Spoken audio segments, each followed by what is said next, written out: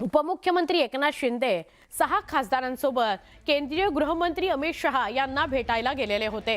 या भेटीची inside story आता समोर आली आहे। 6 खासदारांची केंद्रीय गृहमंत्री अमित शहांसोबत विस्तृत अशी चर्चा झाली।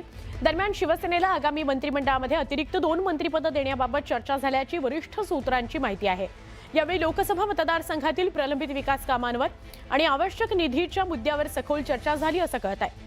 विकास कामांकरता केंद्राकडून कोणतीही कमतरता भासू देणार नाही असं आश्वासन केंद्रीय गृहमंत्री अमित शहा यांनी एकनाथ शिंदे यांना दिलं असं सूत्रांकडून कळतंय। अधिक माहिती आपण घेऊया आमचे प्रतिनिधी प्रशांत लीला रामदास यांच्याकडून। प्रशांत, भेट झाली, 50 मिनिटं चर्चा चालली आणि नितीन नबीन पण तिथे उपस्थित होते, काय अधिक माहिती?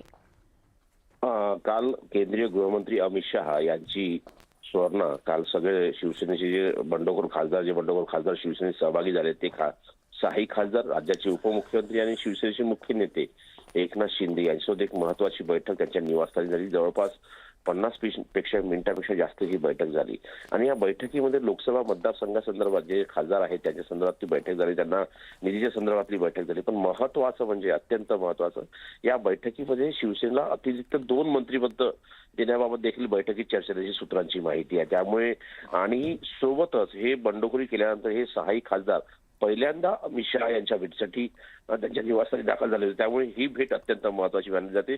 याशिवाय लोकसभा बुलेटिनमध्ये लवकरच या शिवसेनेमध्ये या 6 खासदारांचा समावेश करण्यात येईल अशा प्रकारची देखील माहिती पुढे आलेली आहे। सुवर्णा, नक्की धन्यवाद प्रशांत, आपण माहिती दिली त्याबद्दल। हा बोगस बियाण्यांचा जो विषय आहे तो पश्चिम विदर्भ आणि मराठवाडा इथं डोकेदुखी बनलेला आहे। यवतमाळमध्ये बोगस बियाणं देत शेतकऱ्याची फसवणूक करणाऱ्या बियाणं कंपनीवर गुन्हा दाखल करण्यात आलाय। बाभुळगाव पोलीस ठाण्यामध्ये बूस्टर प्लान जेनेटिक्स कंपनीवर गुन्हा दाखल करण्यात आलाय। बनावट आणि निकृष्ट दर्जाची सोयाबीन बियाणं विक्री करण्याप्रकरणात बाभुळगाव पोलिसात कंपनीवर गुन्हा दाखल झालाय। अनेक शेतकऱ्यांकडून बियाणं उगवलंच नसल्याच्या तक्रारी करण्यात आलेल्या होत्या। आमचे प्रतिनिधी भास्कर मेहरे यांच्याशी आपण अधिक बोलूया।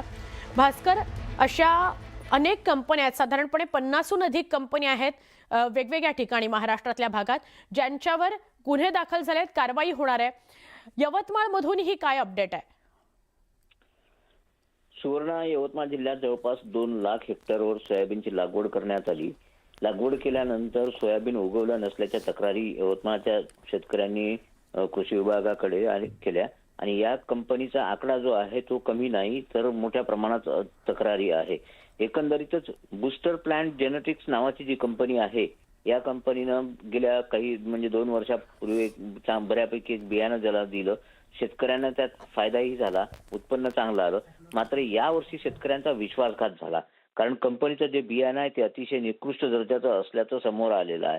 आणि ज्यावेळेस त्यानंतर मग इथली जे हे जे बियाणं आहे हे कृषी विभागानं तपासणीसाठी नागपूर प्रयोगशाळेत पाठवलं, तर त्याचा जो रिपोर्ट आलेला आहे की जिल्ह्यातील शेतकऱ्यांच्या शेतात पेरणीसाठी booster genetics private limited company बियाणे खरेदी केले, परंतु हे बियाणे उगवले नसल्या नाहीये आणि तक्रारी प्राप्त झाल्या शेतकऱ्यांच्या कृषी विभागाकडे। त्यानंतर कंपनीने च्या बॅगवर बेस्ट क्वालिटी गॅरंटेड 100% सॅटिस्फॅक्शन असा मोठा दावा केलेला होता। मात्र प्रत्यक्षात पाहणीमध्ये असं लक्षात आलं की हे जे बियाणं आहे अत्यंत निकृष्ट दर्जाचं आहे आणि त्या शेतकऱ्याची प्रचंड प्रमाणात फसवणूक झालेली आहे। आणि यानंतर आता अशा काही कंपन्या सुद्धा आहे की ज्यांचं बियाणं उगवलं नाही, मात्र त्यांची जी नावं आहे ती अजूनपर्यंत कृषी विभागानं उघड केलेली नाही।